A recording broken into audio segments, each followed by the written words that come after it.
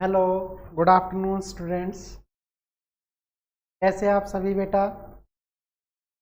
जल्दी से लाइव जुड़ जाइए।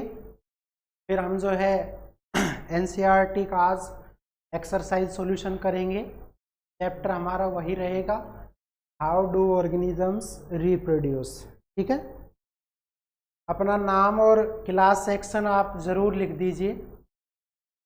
ठीक है, जल्दी से बेटा, आपको 1 बजे का टाइम दे रखा है। आप जो है 150 प्लस बच्चे हैं। Anish Rao, good afternoon sir, very very good afternoon. Abhishek Jangra, good afternoon sir. Mansi Yadav, good afternoon. Renu Yadav, good afternoon. Tushar जो है वो गुड आफ्टरनून। जल्दी से जुड़िए बेटा।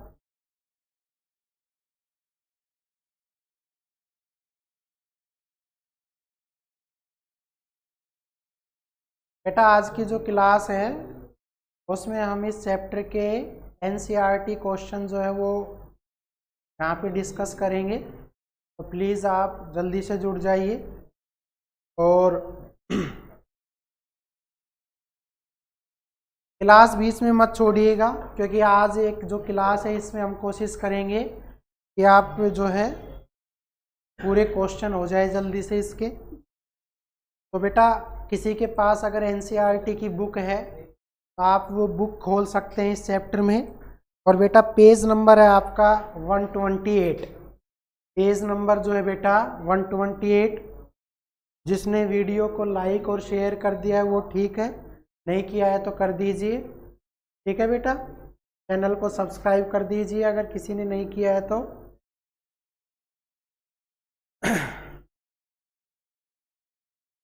शाबाश बेटा, जल्दी से जुड़ जाइए, 2-3 मिनट हो चुके हैं ऊपर।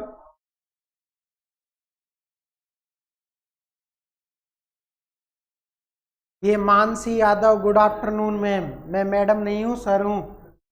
आज तक तुम्हें पता ही नहीं चला मैं सर हूँ या मैडम हूँ। मनीष यादव, पता ही नहीं चला क्या आपको आज तक? रोज तो सामने आता हूँ फिर भी मैडम लिख रहे हो। ऐसे मत करो भाई, फिर तो बिना लाइव आए ही पढ़ा दूंगा जब मैडम ही बुलवाना होता तो। Mahipal Prajapati, hi sir. बेटा गुड आफ्टरनून तो कर नहीं सकते, हाय सर ही करोगे और क्या। यही सिखाया मैंने 15 दिन में तुम्हें, मार्च में आया था ना। एक बार स्कूल लगने दो, रंगाई करूंगा तुम सबकी मैं। पढ़ते नहीं हो, पढ़ना तो छोड़ ही दिया है। शाबाश, जल्दी से जुड़ जाइए बेटा। और जो है हम पेज नंबर 128 आपकी एनसीईआरटी की जो बुक है वहीं से खोल लीजिए इसको। और पहला क्वेश्चन हम स्टार्ट कर रहे हैं। What is the important of DNA कॉपिंग in reproduction? बेटा जब रिप्रोडक्शन होता है तो डीएनए जो होता है, डीएनए की फुल फॉर्म होती है डीऑक्सीराइबोज न्यूक्लिक एसिड। ये बात ध्यान से देख लीजिए बेटा, जो डीएनए है उसकी फुल फॉर्म होती है डीऑक्सी राइबोज न्यूक्लिक एसिड। ये इसकी फुल फॉर्म है बेटा। आपसे यहीं पर क्वेश्चन हो सकता है कि डीएनए के अंदर जो शुगर होती है उसका नाम बताइए। तो बेटा ये जो नाम लिखा हुआ है ना डीएनए में डीऑक्सीराइबोज, ये आपकी शुगर है। और बेटा इसका जो फॉर्मूला होता है केमिकल फॉर्मूला, तो केमिकल फॉर्मूला डीऑक्सीराइबोज का बेटा क्या होगा? C5H10O4। ये बात ध्यान रखेंगे बेटा। This is the chemical formula of DNA, यानी कि डीऑक्सीराइबोज जो शुगर है बेटा उसका केमिकल फॉर्मूला है C5H10O4। ठीक है, दूसरी बात देखिए बेटा, अब ये कह रहा है कि जब भी रिप्रोडक्शन होता है तो डीएनए को कॉपी करना क्यों इंपॉर्टेंट है, ये हमारा क्वेश्चन है। तो बेटा एक बात देखिएगा, हम जब भी किसी रिप्रोडक्शन में पार्टिसिपेट करते हैं तो बेटा एक सेम स्पेसीज जो है वो आपके सामने जो है प्रोड्यूस या बर्थ होता है बेटा उसका। तो मैं ये कह सकता हूं कि अगर डीएनए आपका कॉपी ना होता तो बेटा जो उस न्यू स्पेसीज की जो स्ट्रक्चर है, जो उसके फीचर्स हैं या बेटा जो उसमें वेरिएशंस हैं, वो कभी भी आपके अकर नहीं होते, कभी भी प्रेजेंट नहीं होते। तो बेटा मैं ये कह सकता हूँ, क्या ये इसका आंसर है फर्स्ट क्वेश्चन का। देखिएगा, आप कहेंगे to copy of DNA during reproduction. आप कहेंगे सर बिकॉज ऑफ, क्यों करते हैं हम, तो इसका आंसर हो जाएगा बिकॉज गेन और क्रिएट द स्ट्रक्चर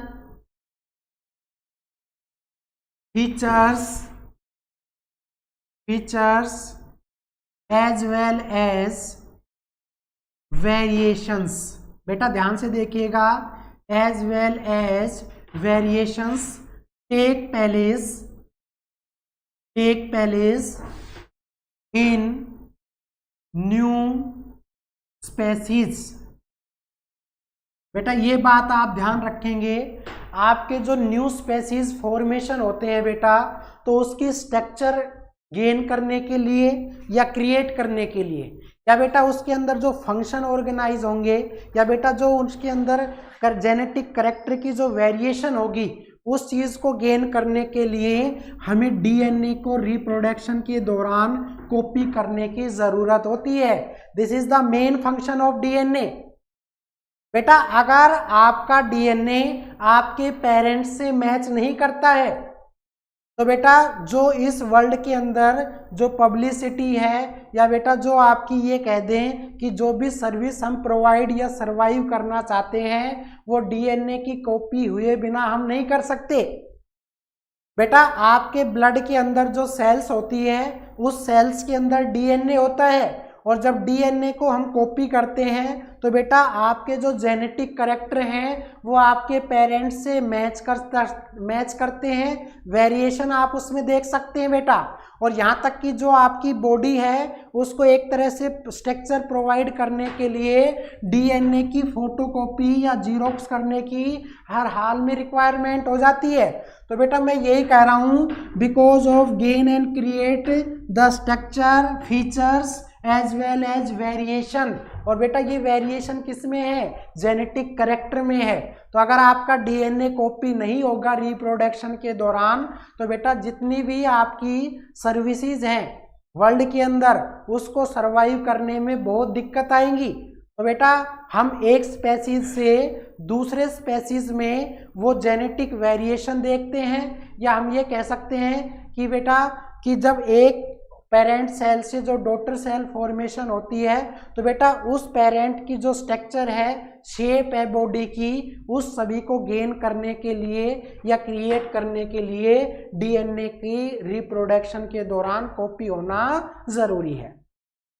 सर जो आप बोर्ड पर लिखोगे वही आंसर में लिखना है, या अपनी तरफ से कुछ ऐड कर सकते हैं। बेटा आप ये भी लिख सकते हैं, और अगर आप ऐड करना चाहें अपनी तरफ से तो बिल्कुल ऐड कर सकते हैं। सुनील कुमार बिल्कुल, अगर आप बेटा खुद से क्रिएट करेंगे तो आपसे ज़्यादा खुशी मुझे होगी कि मेरा पढ़ाया हुआ जो बच्चा है उसके अंदर क्रिएटिविटी जनरेट हुई है।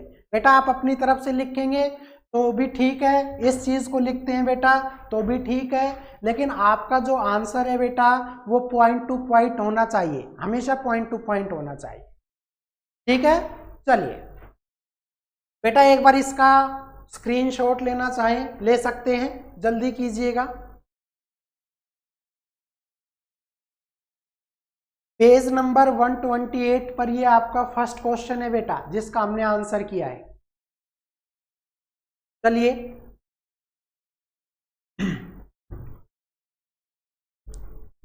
बेटा अब बात है दूसरे क्वेश्चन की, देखिएगा।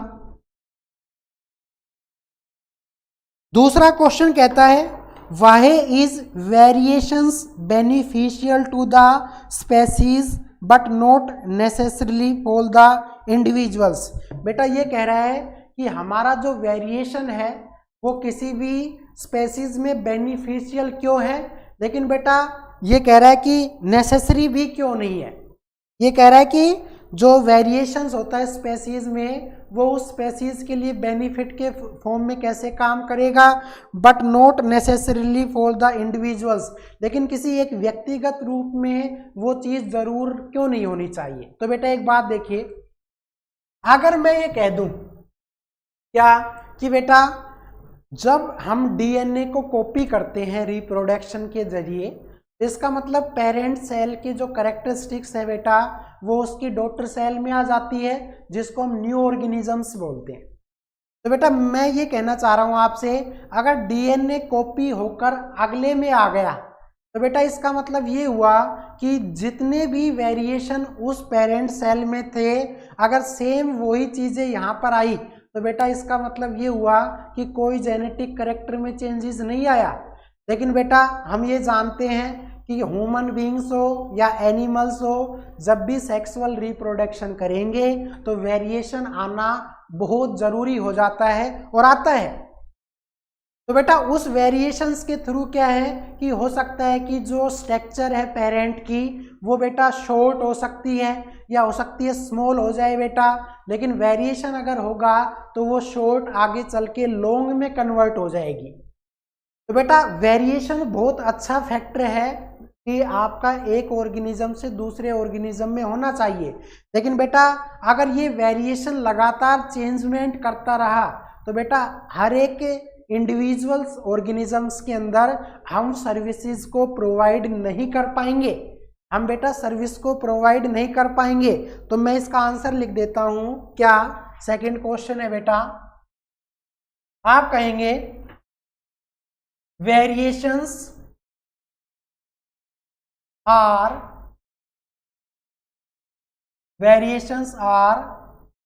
Beneficial for new organisms because it shows good quality or characteristics are maintained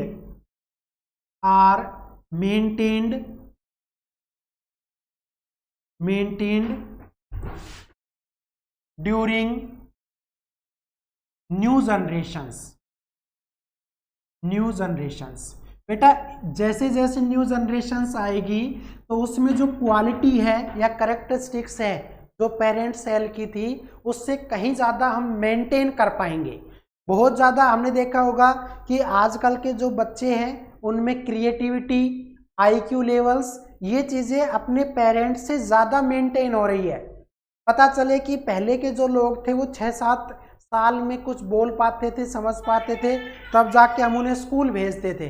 लेकिन बेटा आज जो हम बच्चों को स्कूल भेज पा रहे हैं 3 साल में, 4 साल में, तो इसका मतलब बच्चे में वो बोलने की जो प्रॉपर्टी है, जो क्रिएटिविटी है चीज़ों को समझने की, वो एज कम होने के जरिए ही बढ़ती जा रही है। तो बेटा इसका मतलब ये हुआ कि अगर ये वेरिएशंस नहीं होता तो बेटा बच्चे में इतनी क्वालिटी आप कभी भी नहीं देख पाते। तो वेरिएशंस तो बेनिफिशियल है, लेकिन बेटा अगर मैं ये कह दूं क्या, but not necessarily for individuals, but this variations happens individuals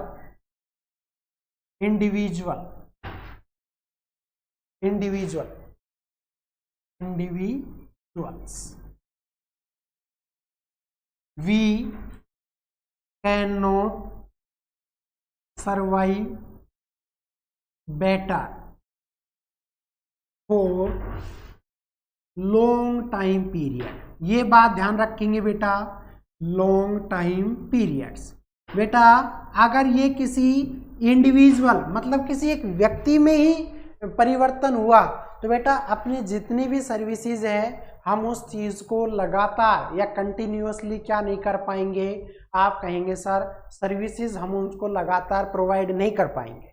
लेकिन बेटा ये अगर होल वर्ल्ड में चलता रहे तो बेटा उसी हिसाब से हम सर्विस को इजीली प्रोवाइड कर सकते हैं। लेकिन एक फैमिली के अंदर वेरिएशंस हो जाए, बाकी वर्ल्ड में ना हो, तो बेटा हम उसके अंदर दिक्कत आएगी हमें। इसलिए ये उसका आंसर है किसका, इंडिविजुअल के लिए नेसेसरी वाले का, और ये आंसर है बेटा बेनिफिशियल वाले का। तो एक इसका स्क्रीनशॉट ले लीजिए।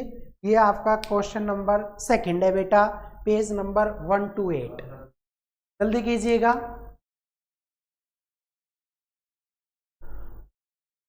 बेटा ये स्क्रीनशॉट ले लीजिए।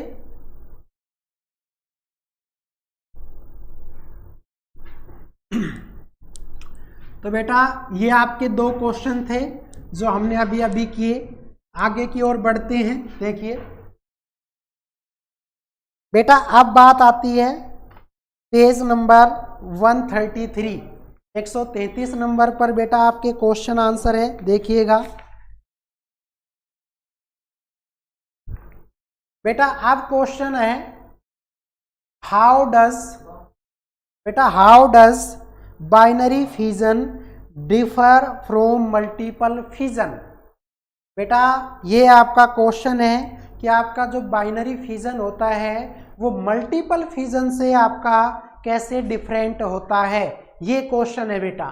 तो बेटा मैंने आपको बताया था कि जो मल्टीपल फिजन होता है वो बाइनरी फिजन की तरह 2 हिस्सों में ना टूटकर बेटा एक ही पेरेंट सेल के बहुत सारे स्मॉल पीसीज हो जाते हैं, और बेटा फिर उन स्मॉल पीसीज से आगे चलकर जो है एक आपका न्यू ऑर्गेनिज्म फॉर्म होगा जिसकी कैरेक्टरिस्टिक्स सिमिलर होगी अपने पेरेंट सेल से। तो बेटा आप बाइनरी फिजन जो मैंने वीडियो में पढ़ाया है वो, और बेटा एक मल्टीपल फिजन में जो लिखवाया है वो, ये दोनों बातें आप लिख सकते हैं। बेटा बाइनरी फिजन में आपकी जो पेरेंट सेल है केवल उससे 2 ही टुकड़े होंगे बेटा, बाइनरी का मतलब होगा 2, लेकिन ठीक है। और बेटा मल्टीपल फिजन में 2 की बजाय 2 से ज़्यादा टुकड़े हो जाएंगे, और बेटा हर एक टुकड़े से आपकी जो ऑर्गेनिज्म बनेगा वो सिमिलर या आइडेंटिकल होगा अपने पेरेंट सेल से। ये बात आप हमेशा याद रखेंगे। तो बेटा जो वीडियो में मैंने बाइनरी फिजन और आपको मल्टीपल फिजन लिखवाया है वो इसका आंसर लिख देना, दोनों बातों को लिख देना, तो वो एडवांटेज हो जाएगा बेटा। कर लेंगे आप, जल्दी से कमेंट बॉक्स में लिखिए, कर लेंगे आप इस चीज़ को। बेटा नोट्स में भी लिखवाया गया है ये आपको, पिंकी यादव कर लेंगे सर। बेटा बताइए कर लेंगे इस क्वेश्चन को जल्दी से। नवीन, सुनील, सरिता, नरेंद्र, शिवा, वंशा, शाबाश, ठीक है बेटा। नेहा, महिपाल, बेटा आपको कुछ नहीं करना है, बाइनरी फिजन और मल्टीपल फिजन में जो लिखवाया गया है वो ही लिख देना है, बस ये समझ में है। अगला है बेटा how will an organisms be beneficial if it reproduce through spores.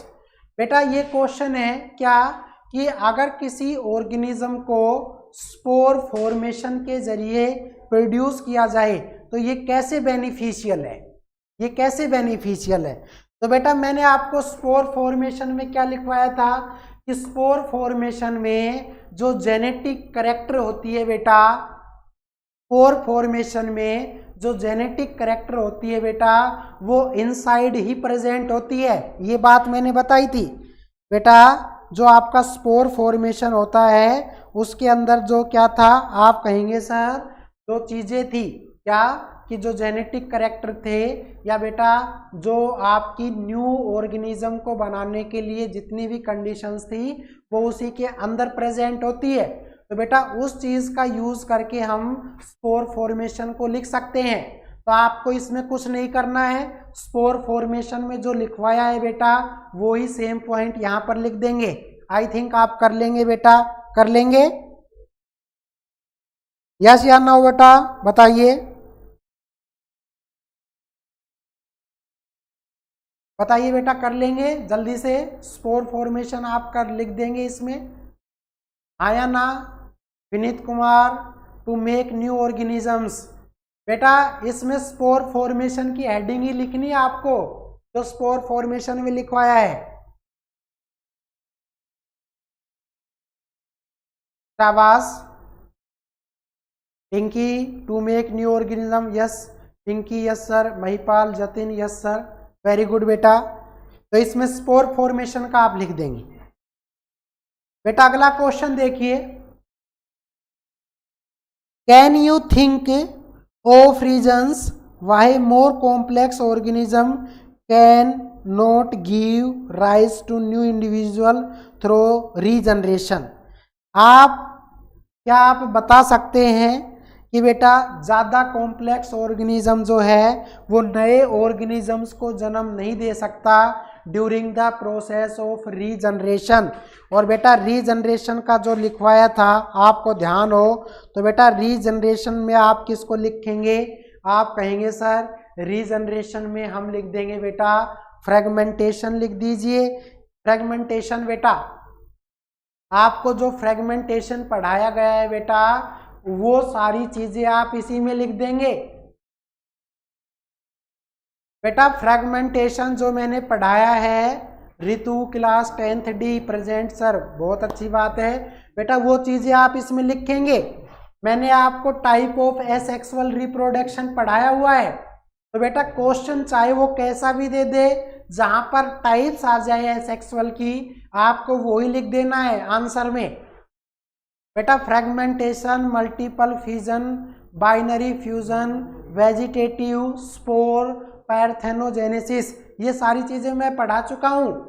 तो जहां पर आपको क्या लिखवाया गया है बेटा रीजनरेशन, उस रीजनरेशन के अंदर आप फ्रेगमेंटेशन वाला लिख देंगे बेटा, फ्रेगमेंटेशन वाला, जिसमें बेटा आपका, जिसको हम मल्टीपल फ्यूजन के नाम से भी जान सकते हैं।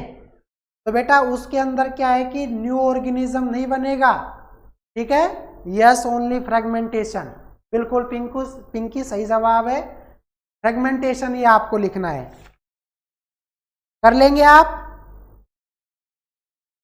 बेटा। अगला देखिए, why is vegetative propagation characterized for growing some new organism plants. बेटा एक बात बताइए, ये कह रहा है कि वेजिटेटिव प्रोपेगेशन में हम प्लांट्स को उगाने में जर्नली इसका यूज क्यों करते हैं। बेटा मैंने बताया था कि वेजिटेटिव प्रोपेगेशन जो होता है वो पेड़ के किसी भी हिस्से को काटकर आप उसको क्या करते हैं बेटा प्लांटेड करते हैं सॉइल के अंदर, और बेटा उसके अंदर जो रूट नोड्स होती है उसके जरिए बेटा न्यू आपके प्लांट जनरेट होंगे जो सेम आइडेंटिकल प्रॉपर्टी होगी बेटा अपने पेरेंट सेल से। तो आपको इसमें केवल क्या लिखना है, आपको इसमें केवल वेजिटेटिव प्रोपेगेशन लिखना है बेटा। दीपांशु, पिंकी, ऋतु, बेटा आप समझ पा रहे हैं मैं क्या कह रहा हूं कि आपको जो नोट्स में वेजिटेटिव प्रोपेगेशन लिखवाया गया है वो पेज नंबर 133 के ऊपर जो क्वेश्चन नंबर 4 है वो लिखना है बेटा। बेटा वो इसके अंदर लिखना है आपको, बस और कुछ चेंज नहीं करना। पिंकी यस सर, बेटा जल्दी से बताइए, समझ पा रहे हैं आप मुझे। बेटा आपको वीडियो भी भेजे गए हैं, आपको रिटर्न में नोट्स भी लिखवाए गए हैं, तो इसके अंदर सिर्फ वेजिटेटिव प्रोपेगेशन वाला ही आएगा। जतिन यस सर,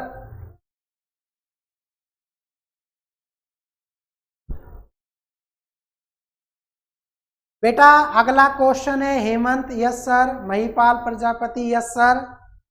बेटा 5वां क्वेश्चन है, ध्यान से देखिएगा, why is DNA copying an essential part of the process of reproduction.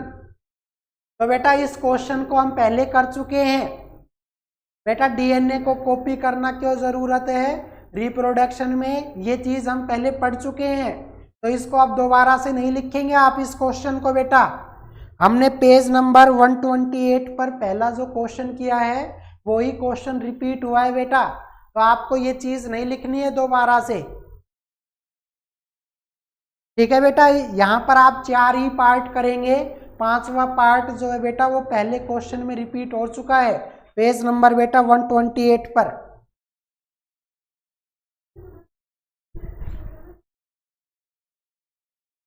शाबाश बेटा, आगे की तरफ बढ़िए बेटा, आगे की तरफ बढ़िए और बेटा पेज नंबर आ जाइए 140 पर। बेटा पेज नंबर 140 पर आ जाइए आप। वेरी गुड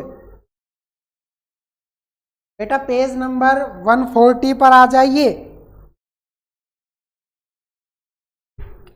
पहला क्वेश्चन है, how is the process of pollination different from fertilisation.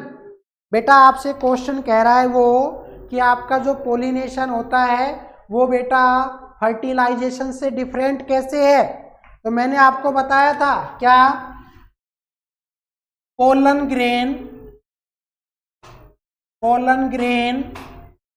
reaches to stigma which is a part of आप क्या कहेंगे सर, कार्पल, और बेटा फीमेल का ये, ठीक है। और आप कहेंगे सर नो जाइगोट और seed is formed in fertilisation. बेटा ये बात ध्यान रखेंगे, इन फर्टिलाइजेशन नहीं बेटा, यहां पर पोलिनेशन आएगा। बेटा ये बात ध्यान रखेंगे, पोलिनेशन के अंदर किसी भी तरह का जाइगोट या सीड नहीं बनता है बेटा। केवल आपका जो मेल्स का जो एंथर था, और एंथर में होते हैं बेटा पोलन ग्रेन, वो आपके रीच कर जाते हैं फीमेल के स्टिग्मा तक। और इसी प्रोसेस को हमने कहा था बेटा क्या, कि this is the process of pollination. लेकिन बेटा जब आपका क्या होगा, फर्टिलाइजेशन होगा,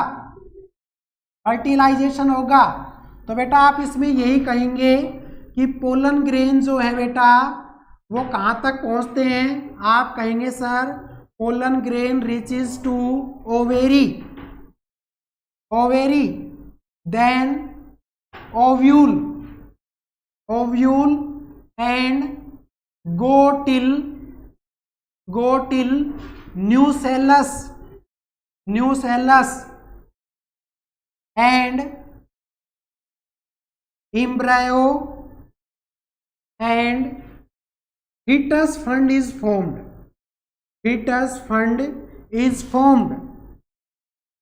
तो बेटा आप ये ध्यान रखेंगे कि जब आपका फर्टिलाइजेशन होता है तो बेटा वहां पर आपका सीड, इम्ब्रायो या जाइगोट बनता है, लेकिन बेटा पोलिनेशन में ये चीजें कभी नहीं बनेगी, नो जाइगोट इज फॉर्म्ड। लेकिन बेटा फर्टिलाइजेशन में क्या हो जाएगा, आप कहेंगे सर जाइगोट इज फॉर्म्ड। ये आप हमेशा ध्यान रखेंगे बेटा। This is the main difference between pollination and fertilisation, यही डिफरेंस है बेटा। जल्दी से इसका स्क्रीनशॉट लीजिए और इसको इस क्वेश्चन में लिख देंगे हम। पेज नंबर 140 का फर्स्ट है बेटा। ये डिफरेंस होता है किसके अंदर, पोलिनेशन में और फर्टिलाइजेशन में। Vineet Kumar yes sir, Pinki Yadav yes sir. बेटा जल्दी से कर लीजिए इसका स्क्रीनशॉट।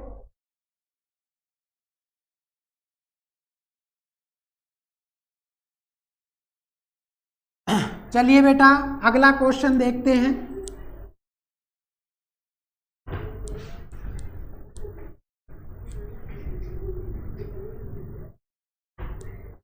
बेटा नेक्स्ट क्वेश्चन की तरफ बढ़ रहे हैं हम। अगला क्वेश्चन है, what is the role of the seminal vesicles and the prostate gland. बेटा कितना अच्छा क्वेश्चन है। लास्ट की जो 2 वीडियो हुई है उसमें मैंने आपको हर एक चीज के फंक्शन लिखवाए हैं। बेटा सेमिनल वेसिकल्स के जो रोल हैं बेटा वो लिखना है आपको। इसी तरह से बेटा आपका एक है प्रोस्टेट ग्लैंड, दोनों के फंक्शन मैंने आपको लिखवाए हैं। आई होप आप समझ पा रहे हैं बेटा। These are the male reproductive organs, जहां पर हमने बेटा टेस्टिस, सेमिनल वाल, ऐसे ही बेटा आप कह सकते हैं प्रोस्टेट ग्लैंड, ऐसे ही बेटा ये इस तरह की चीजें हमने डिस्क्राइब की थी, आप समझ सकते हैं। लास्ट के वीडियो में बेटा मैंने बताया है और आपको नोट्स में भी लिखवा रखा है। तो बेटा केवल आपको दो चीजों के रोल लिखना है, एक तो है बेटा सेमिनल वेसिकल्स का और दूसरा लिखना है बेटा आपको प्रोस्टेट ग्लैंड का। मैंने बताया कि प्रोस्टेट ग्लैंड जो है बेटा वो अनपेयर्ड होती है, तो आप वीडियो में से केवल इसके फंक्शन लिख देंगे जो आपको लिखवाया गया है। आई होप आप समझ गए होंगे। नरेंद्र यादव, जतिन यादव, पिंकी, विनीत, अशोक, महिपाल, हेमंत, बेटा कर लेंगे आप।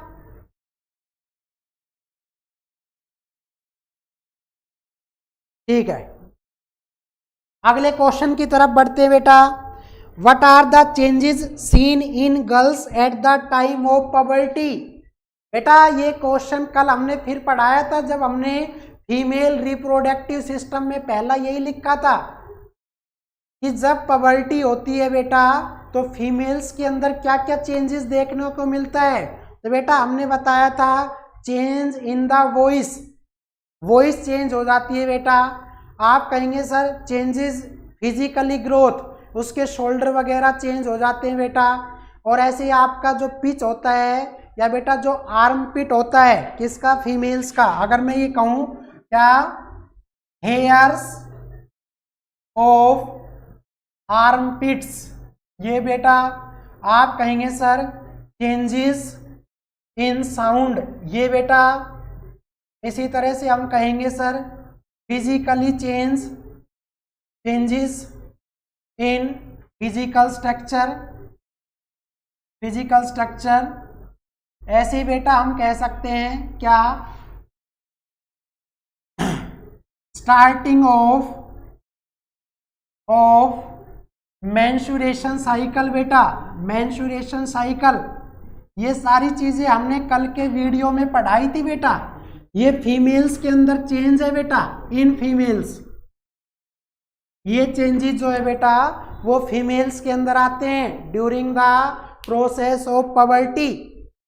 आप कह सकते हैं बेटा formation of egg, formation of eggs और ओवम, ये बेटा आप लिख सकते हैं। ये इसका आंसर हो जाएगा। क्वेश्चन नंबर बेटा थर्ड है पेज नंबर 140 का। आई होप आप समझ गए होंगे बेटा। वीडियो के अंदर देख सकते हैं, नोट्स में लिखवाया गया है कि पबर्टी जब होती है तो मेल और फीमेल में क्या क्या डिफरेंट आते हैं। ठीक है बेटा।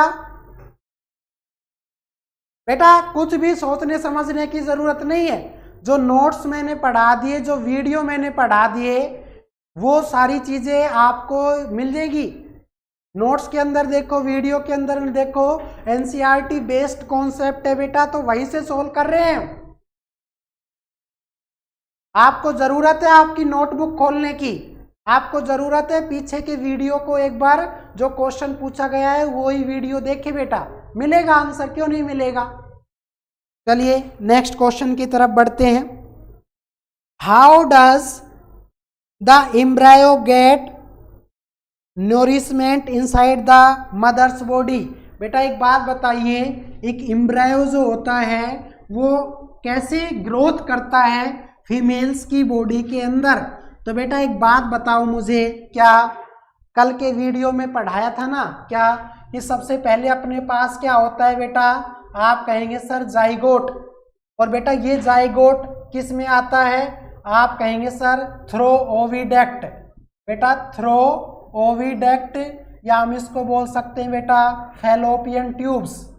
और बेटा फैलोपियन ट्यूब्स के थ्रू आप कहेंगे सर गोज टू, कहाँ चला जाता है, आप कहेंगे सर ये कहाँ पर चला जाता है, यूटेरस में। और बेटा यूटेरस में जाकर ये जाइगोट जो है आप कहेंगे सर चिपक जाता है किससे, आप कहेंगे सर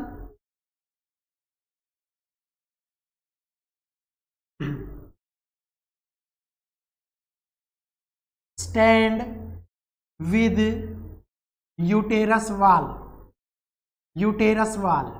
बेटा ये यूटेरस वाल के साथ स्टैंड हो जाता है, चिपक जाता है, और उसके बाद and then many divisions take place. बेटा बहुत सारे चेंजेस आते हैं और लास्ट में ये किस में कन्वर्ट हो जाता है, देन कन्वर्टेड इनटू किसके अंदर बेटा, सीधा सा कह देंगे एम्ब्रायो।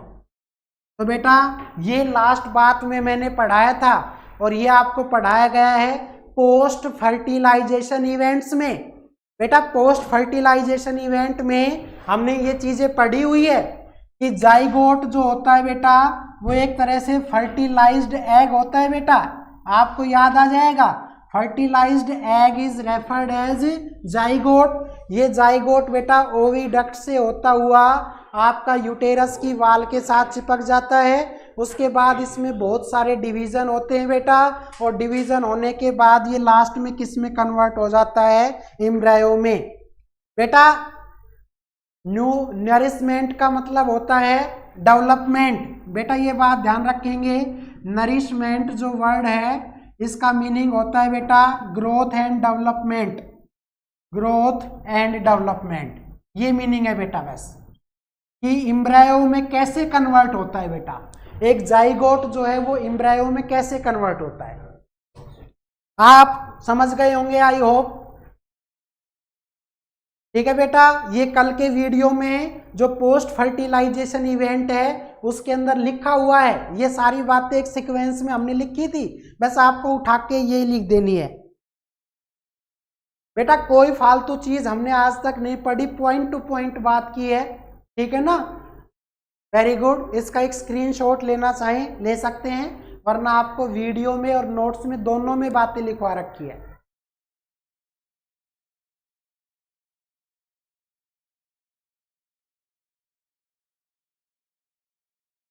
चलिए बेटा नेक्स्ट क्वेश्चन की हम बात कर लेते हैं।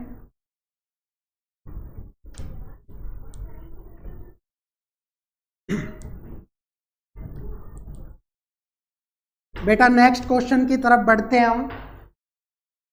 अगला क्वेश्चन है, if a woman is using A copper T will it help in protecting her from sexual transmitted diseases if a woman is using a copper tea।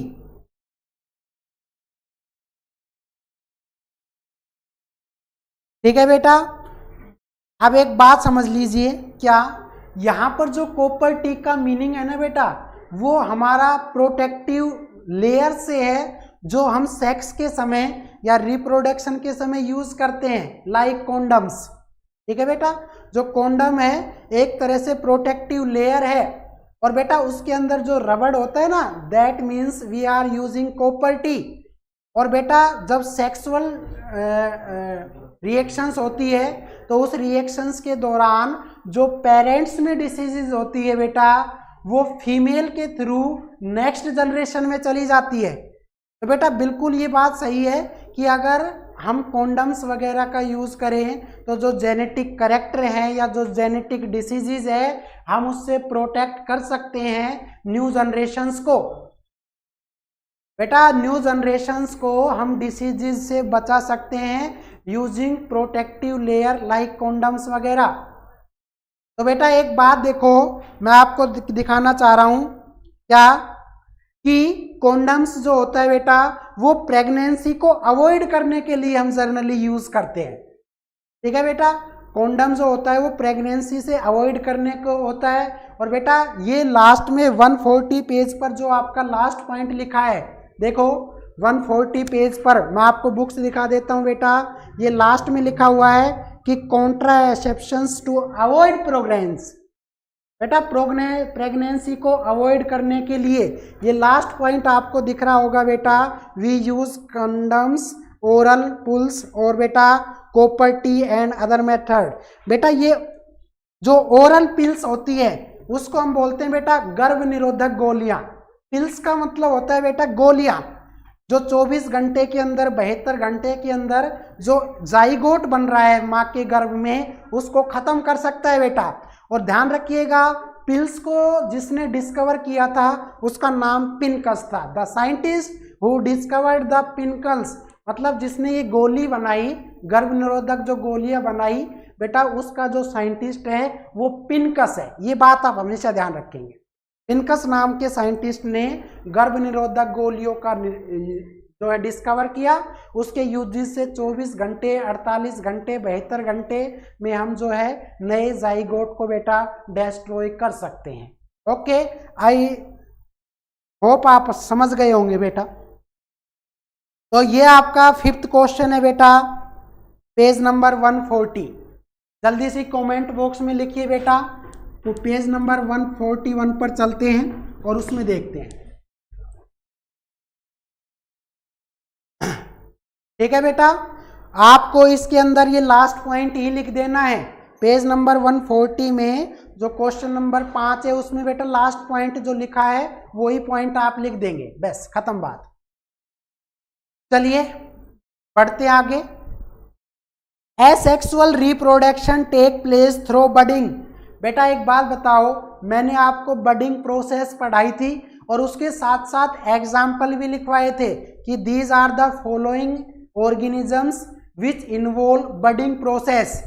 तो बेटा आप उसके अंदर मैच करो कि उसके अंदर एक ऐसा ऑर्गेनिज्म होगा जो बडिंग के थ्रू रिप्रोडक्शन करता है, एसेक्सुअल रिप्रोडक्शन।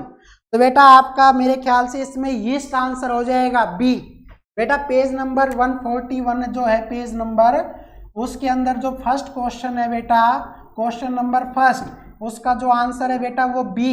और बी का मतलब क्या है बेटा, यीस्ट। और यीस्ट जो है एक तरह से क्या है बेटा, आप कहेंगे सर फंजाई या फंगस।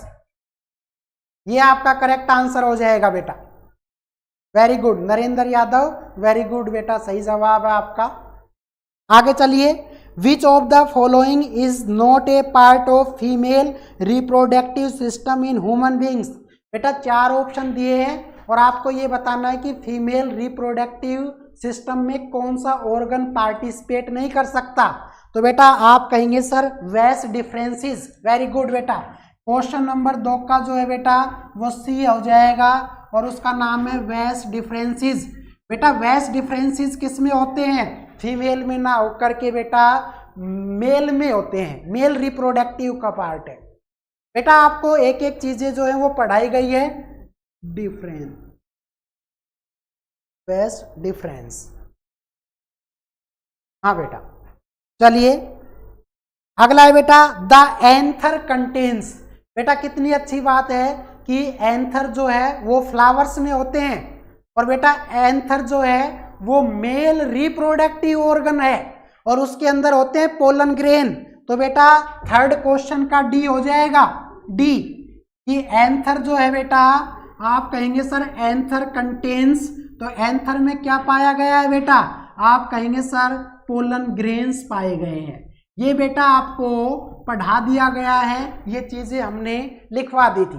महिपाल बिल्कुल सही जवाब है, ठीक है। नरेंद्र यादव आपका भी बेटा बिल्कुल सही जवाब है। ये 3 क्वेश्चन आप कर लेंगे।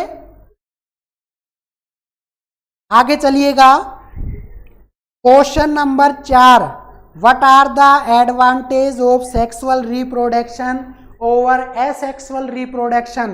बेटा ध्यान से समझो कि आपका सेक्सुअल रिप्रोडक्शन के क्या एडवांटेज हैं, किसके ऊपर, एसेक्सुअल के।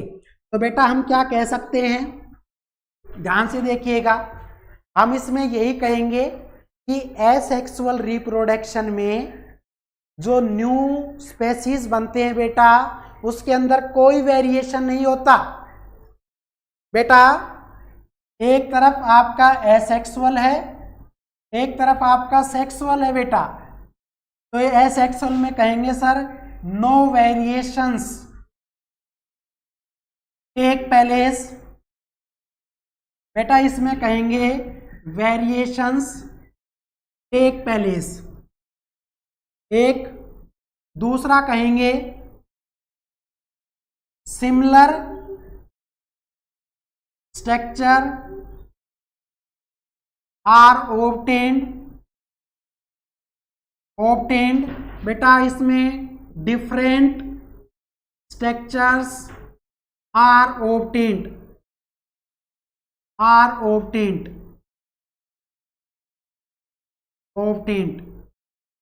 दूसरा कहेंगे बेटा नंबर ऑफ क्रोमोसोम्स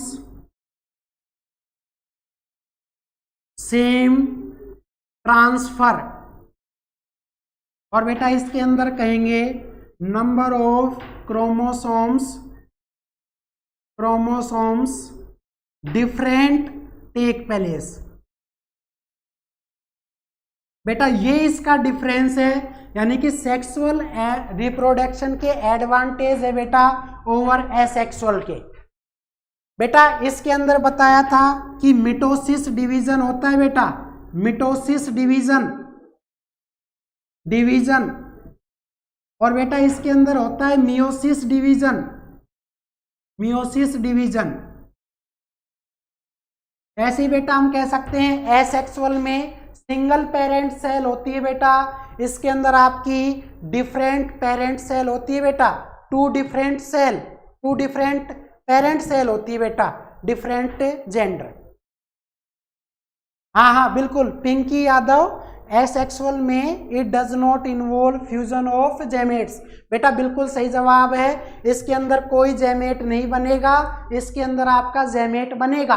बिल्कुल सही जवाब है पिंकी, आपके लिए मैं क्लैपिंग करता हूं। शाबाश बेटा, बिल्कुल सही जवाब है, आप इसको लिख दीजिएगा, ये आंसर हो जाएगा। पेज नंबर 141 पर फोर्थ है क्वेश्चन, ये एक स्क्रीनशॉट आप लेना चाहें ले सकते हैं बेटा।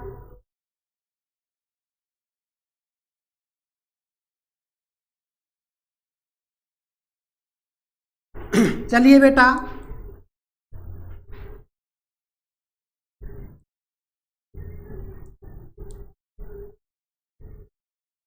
क्वेश्चन नंबर 5 पे चलते हैं। What are the functions performed by testis.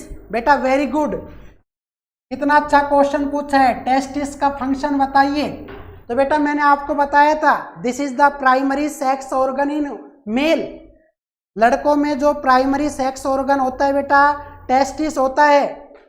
दूसरा कहेंगे these are in paired form, बेटा ये पेयर्ड की फॉर्म में है। दूसरा कहेंगे दीज प्रोड्यूस, ये क्या बनाता है बेटा, आप कहेंगे सर प्रोड्यूस स्पर्म बनाता है बेटा, एंड रिलीज हार्मोन। बेटा ध्यान रखिएगा रिलीज हार्मोन, और कौन सा हार्मोन बेटा, टेस्टोस्टेरोन। ध्यान से देखो बेटा टेस्टोस्टेरोन ये हार्मोन बनाता है बेटा, और ये स्पर्म बनाता है, और ये जो पेयर्ड की फॉर्म में बेटा या प्राइमरी सेक्स ऑर्गन है बेटा, primary sex organ in male. ये इसका आंसर हो जाएगा बेटा 5th का। आई होप आप समझ गए होंगे बेटा, इसका भी एक स्क्रीनशॉट ले लीजिए, जल्दी कीजिएगा बेटा। 5 क्वेश्चन है, ये 5वें का आंसर है, ये नोट्स में भी है वीडियो में भी है, आपको बता दिया गया है बेटा। चलिए नेक्स्ट बढ़ते हैं बेटा। 6 क्वेश्चन देखिए बेटा। 6 क्वेश्चन कहता है वाई डज मेंस्ट्रुएशंस अकर। बेटा मेंस्ट्रुएशन क्यों होता है ये बताना है आपको। बेटा हम यही कहेंगे during the time period of poverty, during the time period of poverty A childhood changes it's mature form. बेटा एक बच्चा जो है वो एक एडल्ट में कन्वर्ट होता है, उसके अंदर जो बच्चा बुद्धि है वो खत्म मान लेते हैं, और वो जो है यौवन अवस्था उसमें एंटर कर जाता है। तो बेटा पॉवर्टी के दौरान मेल और फीमेल में दोनों में चेंज आता है, लेकिन जो बेटा मेंस्ट्रुएशन साइकिल है वो केवल फीमेल्स में ही आते हैं। तो बेटा फीमेल्स में जब आते हैं during the process of poverty, ये आप ध्यान रखेंगे।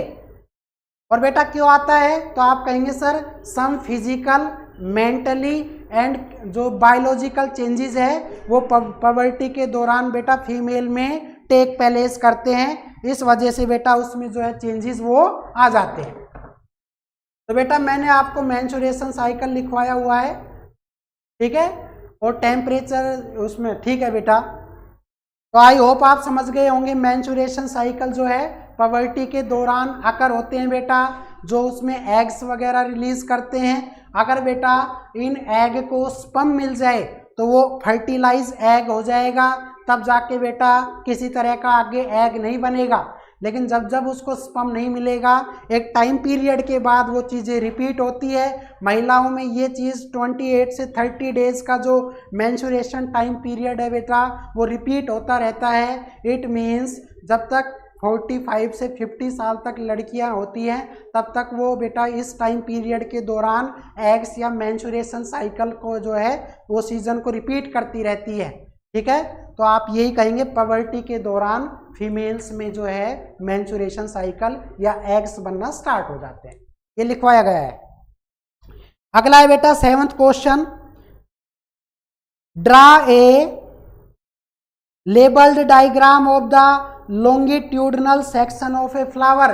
बेटा मैंने आपको सेक्सुअल रिप्रोडक्शन इन फ्लावर पढ़ाया था, ध्यान हो बेटा। हमने आपको एक डायग्राम बनाया था फ्लावर का, वो फ्लावर का डायग्राम आप इसमें बना देंगे, आंसर खत्म।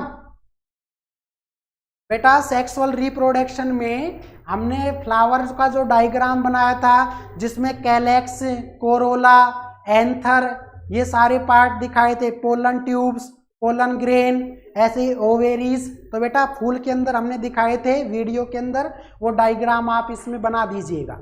ये 7th क्वेश्चन है।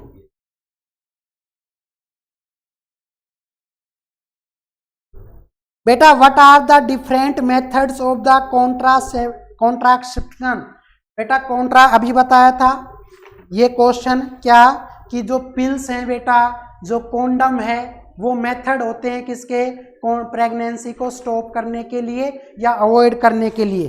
तो बेटा मैंने आपको बताया है कि जो पेज नंबर 140 है बेटा उसमें लिखा हुआ है क्या मेथड। पहला है बेटा कॉपर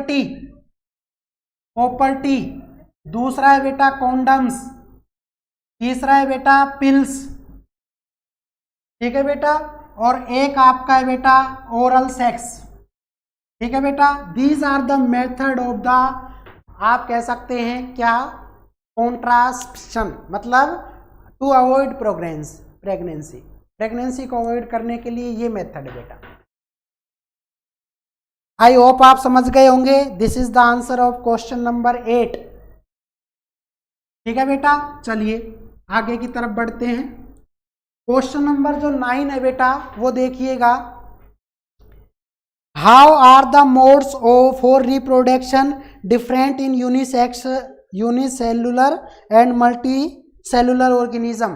बेटा मैंने बताया है क्या, एसेक्सुअल रिप्रोडक्शन जो होता है बेटा वो बैक्टीरिया में होता है, फंगस में होता है, प्लाज्मोडियम में होता है। तो बेटा आप इसमें एसेक्सुअल के टाइप्स लिख देंगे और बेटा सेक्सुअल को मल्टी सेलुलर के लिए लिख देंगे। सेक्सुअल रिप्रोडक्शन फॉर मल्टीपल या multi cellular organism, वाहिल asexual reproduction for both unicellular and multi cellular.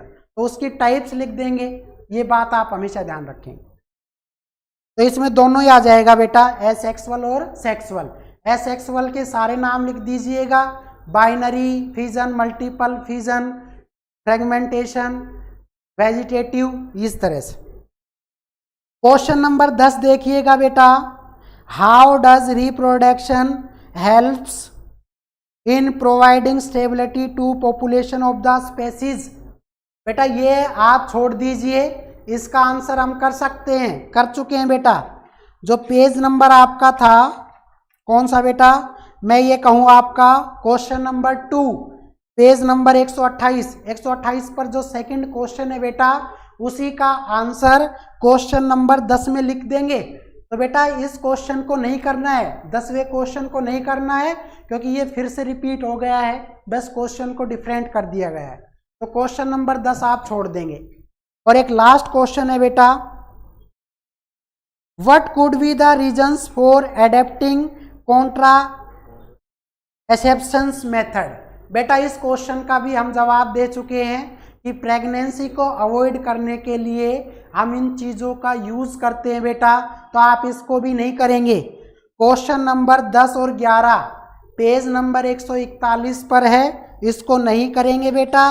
और ऐसे ही हम कह रहे हैं कि आपका जो क्वेश्चन था बेटा कौन सा, पेज नंबर 133 पर क्वेश्चन नंबर 5, ये 3 क्वेश्चन आप जो है बेटा वो छोड़ देंगे, वो आप छोड़ देंगे बेटा, क्योंकि इनके आंसर वही हैं, एक दूसरे के सिमिलर है बेटा।